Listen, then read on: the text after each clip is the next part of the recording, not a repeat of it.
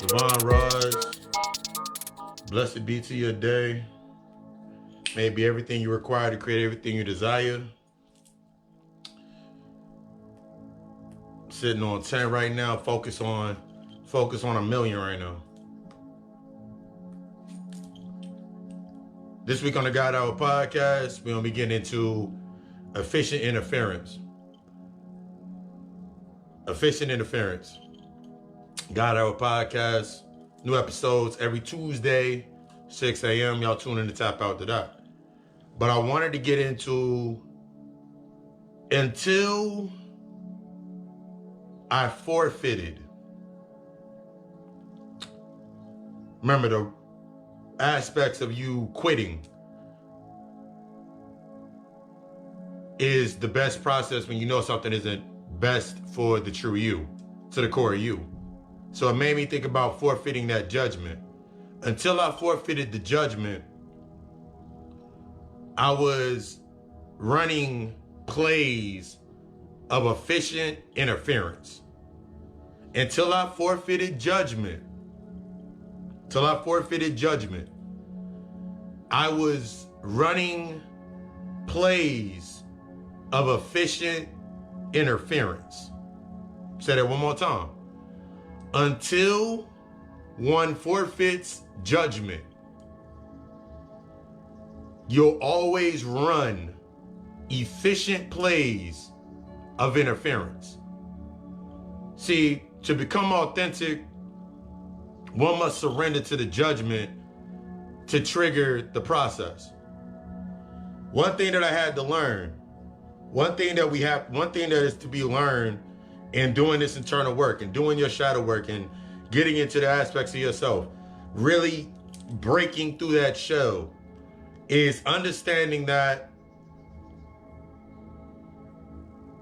until I forfeited the fear of being judged, the feeding my guilt to my judgments, feeding my insecurities to my judgments, feeding this energy to my judgments, or how I'll be judged, I always stayed in a position where, give an example. You ever thought about, you go to somebody's house, and you looking at the surroundings of the crib, and they offer you something to drink or they offer you something to eat, and you got a standard to the quality of what you're putting into your body. Whether you unconsciously, that one moment when you go over to that person's house and you see how they live for the first time, like before that, you were not inside of that space to see how they live. You just simply saw them from the external aspect. So you passed your passings based on the external narrative. You pass your judgments on the external narrative.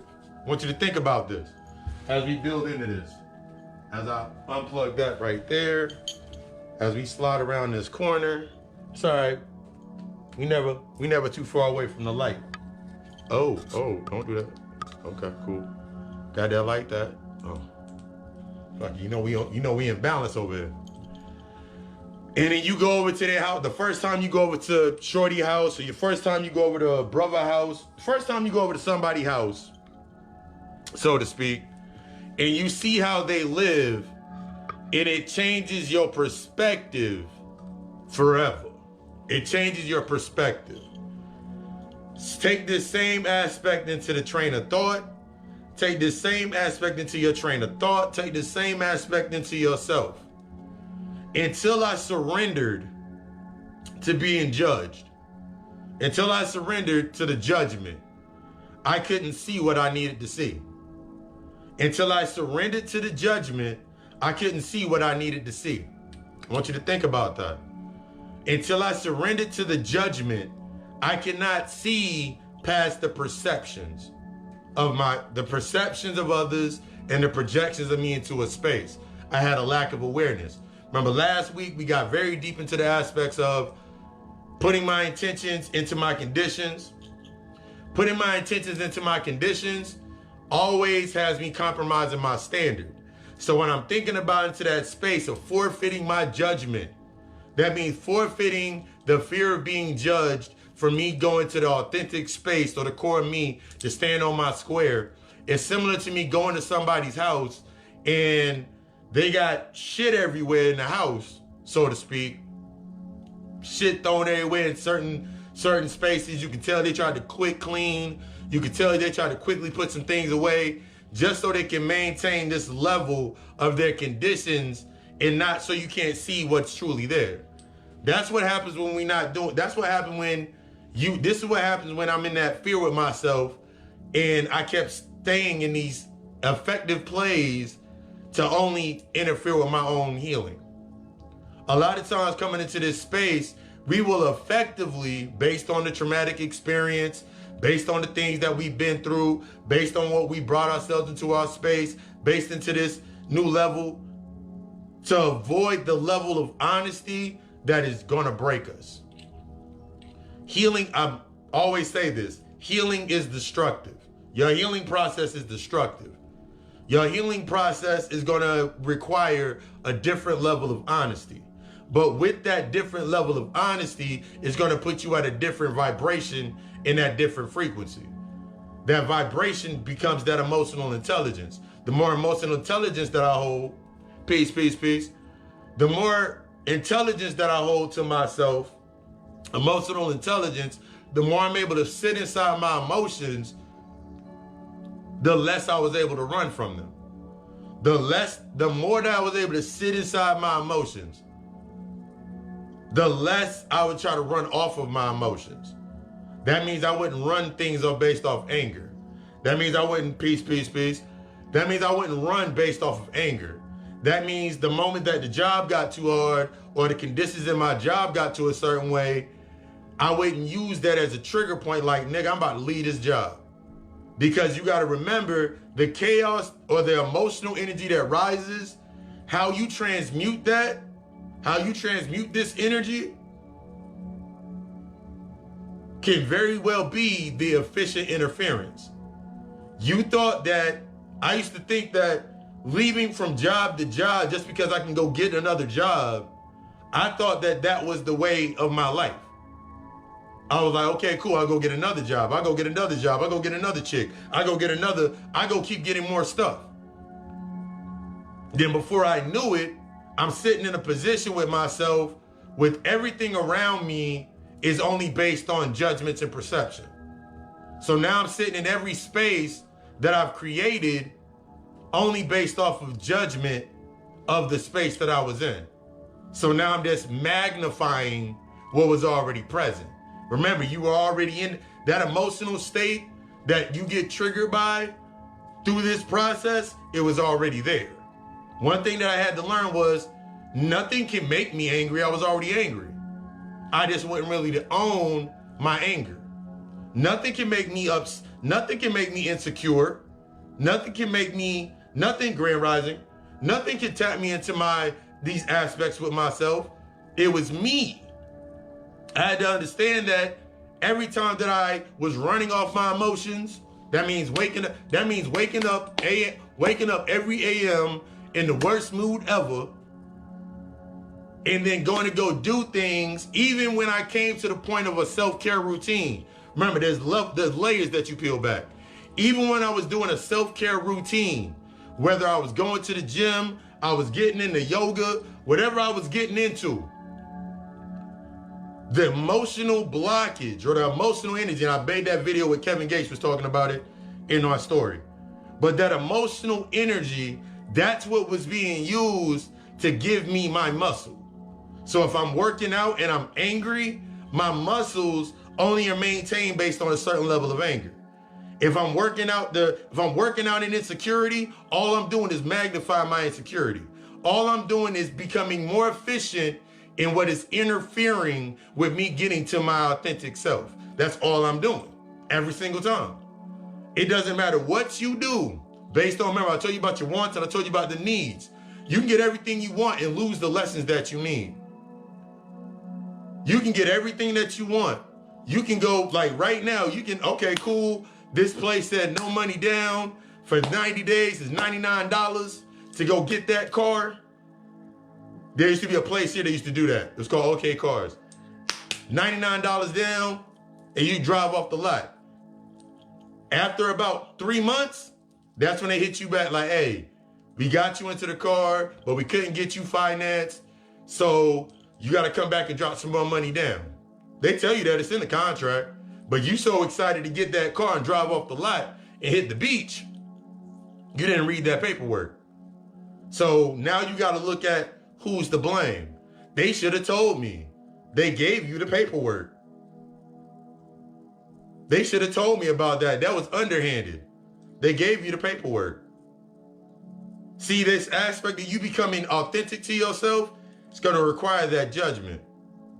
It's going to require you surrendering to that judgment. That means that feeling, that little inkling of feeling that you get whenever you have a thought about something, it's time to tap into that thought. Why do you keep having that thought every single time?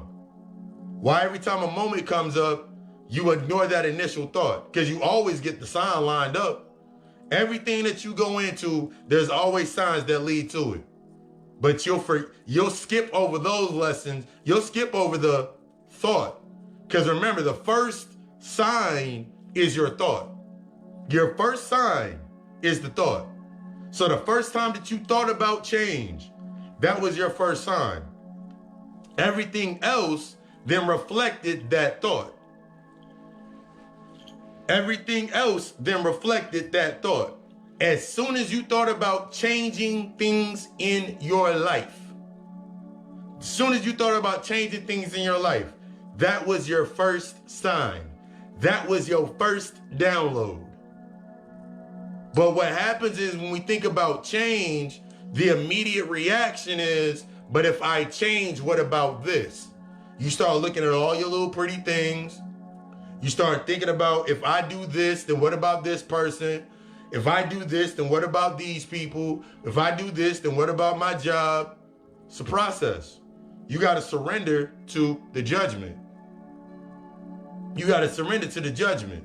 That's the only way you're going to come into that level of confidence. You got to surrender to the judgment. That's the only way that you can get triggered by the process.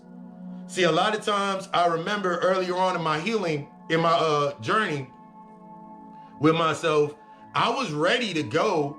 I was ready to go, ready to make the work, ready to read, ready to study, ready to go grab a book, ready to go to this show, ready to go do this, ready to go ground. I was ready, but I was waiting. I was waiting for a certain result. I was waiting for a sign to tell me. I didn't have a direction. See, that I was so used to running these plays of efficient interference. So some of the symbols of waiting on that efficient interference was when I said, hey, I'm about to go do a guided meditation class, or I'm about to go do yoga, or I'm about to go for a run, or I'm about to start working out. That insecurity would come up. That doubt would come up. I can't go to the gym by myself. I'm small as hell, or I'm fat. I can't go to the gym by myself. Let me go see if some people gonna come with me. I was trying to take people with me. So I'm like, hey, yo, we gonna go into the gym. I'm going there at 6. Here's the thing about their excuses. Because everybody would hit me with, yo, man, that's real early to go to the gym. Yeah, man, but that's the best time to go work out. Because I went and got the best time to go work out in the AM. I was waiting for their excuses. Because their excuses, they triggered me. But if I'm stuck in efficient interference, I'll talk myself off the ledge every time. Because there was plenty of times when I was saying I'm about to go to the gym, there was plenty of times talking about I'm about to go do this, I'm about to go make this jump, and I let somebody talk me off of my ledge. or I allowed somebody to reflect and echo what was already happening within inside of myself. So a lot of times when I'm inside of a space, can't nothing play me, for an example, ain't no one gonna hurt me, ain't no one gonna play me. Every time I went into a space, whether it was somebody talking shit about me, they made up a story about me, they done told people that I thought that I knew, and now these people are questioning me. I'm reacting like, I can't believe you even asked me that. You should know me. But I had to go into that gratitude state. Took a while to get into that gratitude state. Because I had to realize that if somebody from the external sense, an uncontrolled variable, can come into my space and simply open their mouth and speak on me efficiently, causing an interference, anything that gets caught in that interference, it's time to change my season. It's time to change the game plan board. Anything that comes into my space, talking that can efficiently provide interference, and anything that gets caught up in that interference, that means friends questioning me, people not wanting to come around me, all because they thought they thought what that person said was true because of their influence. I understood that was my needed sacrifice. That was my triggering of my judgment.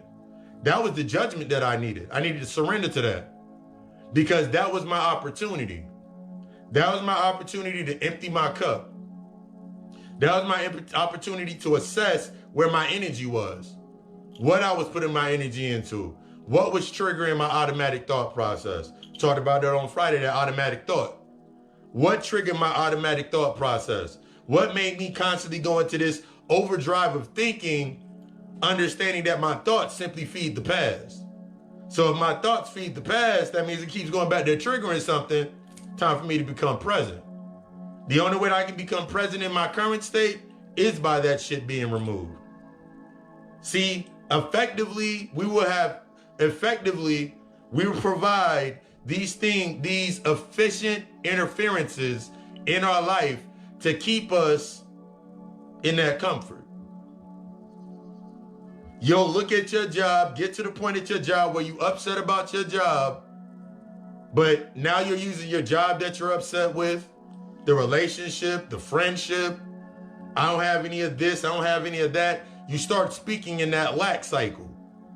So now you keep going back to the old behavior.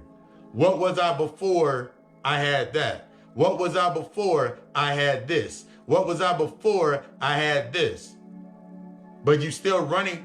Now you're running in the opposite direction instead of running into I was running in the opposite direction instead of running into that spectrum of my emotions. I made that up. It was there for me, but I had to humble myself to that judgment process. See, that judgment process, that judgment, it triggers that process.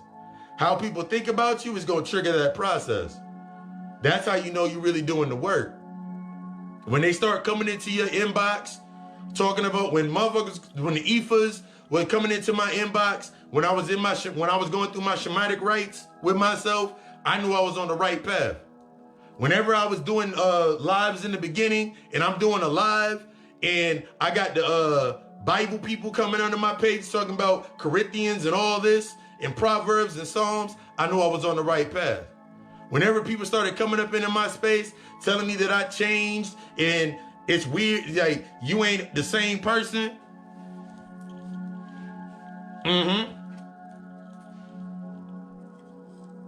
Exactly.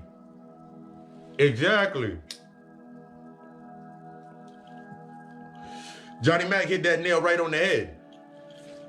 The longer that I was sitting in that position and allowing myself to feel it, allowing myself to go through it, I knew I was on the right path. See that efficient interference? You ran that half of your life. That efficient interference, you ran that half of your life. That efficient interference, that's how you got into that string of those relationships. So now you're looking at baby mother, baby father, ex-wife, ex-boyfriends, ex-girlfriends, and you like, I was a mistake even getting with this person. It was a mistake even dealing with them. you needed them in your space. That's why they came into your space. You needed that aspect. It was gonna push you to your limit. Because I look back at every relationship where I've talked about this before, me being that manifested generator, being able to go to point A to point J and back to point B and keep going up and down the board, I had to own that. Because my fear was if I grew too far ahead, nobody could keep up. So I efficiently put these interferences in my own space, which were the same opportunities, and I would call myself making a sacrifice. See, one thing that I learned, think about with your parents. Some parents, we paraphrase it, think about this phrase. I sacrificed a lot to get you to where you at. Our parents sacrificed emotional intelligence to avoid the judgment in order for you to exist. Your parents avoided emotional intelligence in order to bypass the judgment for you to exist.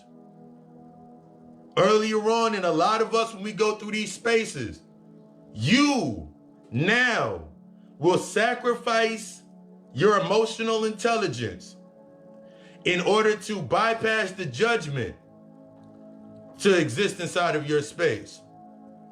That's that generational jump. That's how you stay stuck within that loop. So I would sacrifice the judgment that would lead to regret, even though I was already in the emotional aptitude of regret. See how you just double talking yourself? I would sacrifice, exactly. I'm always pushing that aspect. Are you afraid? The thing with tapping into your power, you gotta break through this fear narrative of existing in the old paradigm of yourself. Are you man, I talked about that on Friday. You willing to give that headshot? Are you willing to sacrifice to that level?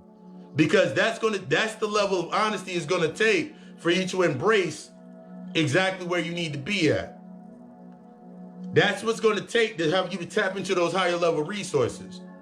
That judgment, that you at this new job and now you can't hang out with the same people.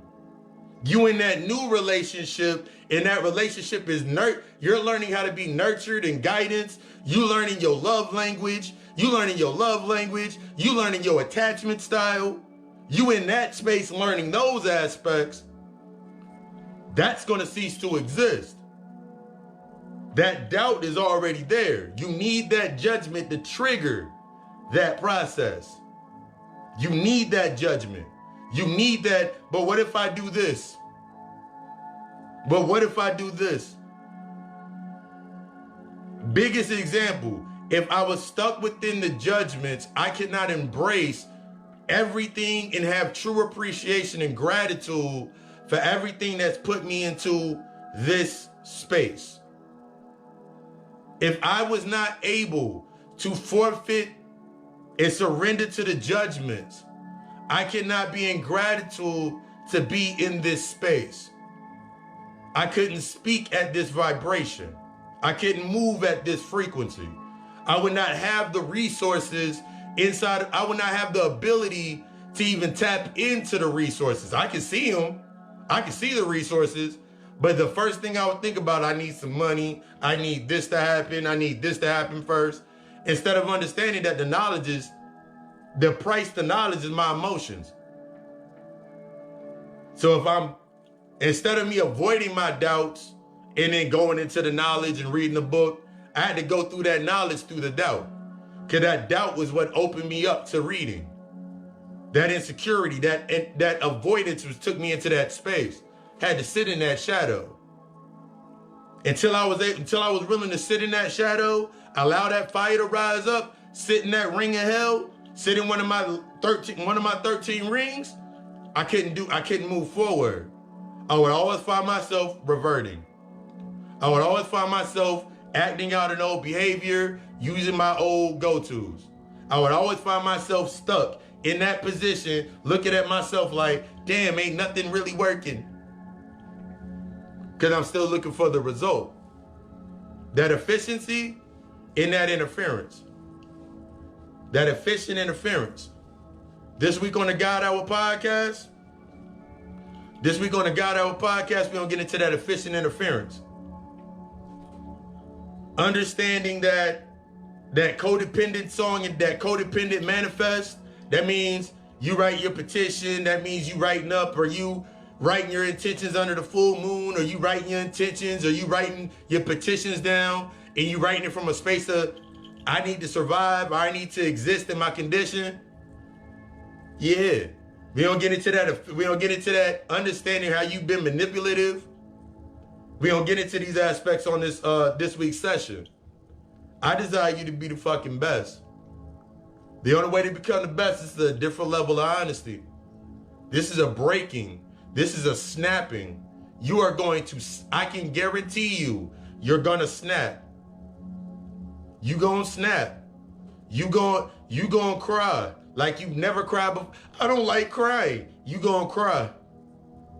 Because I can't trust nobody that don't cry. That's afraid to let that shit out. I can't. You feel me? You got to change that frequency of thought with yourself. This efficient interference that you keep running on yourself, you running in plays. It's because of them. It's because them, they, who, whether it's them, they, who, all of them are you. All of them was me. The theys, the hims, the its, the she's, all of them was me. So I had no one to look at but myself. Those were my routes. Those were my playmakers. Those are the ones I made my QBs and my running backs. Those are the ones that ran my bullshit for me. Those are the ones that kept me in that cycle. Those are the ones that had me winning games but never winning the championship. Because I'm trying to win the championship from the owner box, not owning myself. So I'm afraid to sacrifice. I'm afraid to sit down. I'm afraid to make that cut. I have that fear to make that cut. I had that fear to step away. I had that fear. That shit ate me up, had me stuck. But I had to realize that I can't avoid the emotion. I can't become numb to the emotion. I gotta sit in that shit. I gotta sit in the anger when it come up. I gotta sit in that. I gotta understand that. I gotta allow that to permeate and break my. I gotta allow myself to get broken down. See that fear of being broken down? Because if I'm broken down, I'm useless. You're only useless to the things that vibrate on that vibration. That's the only thing that I was scared of. That's the only thing I was in fear of.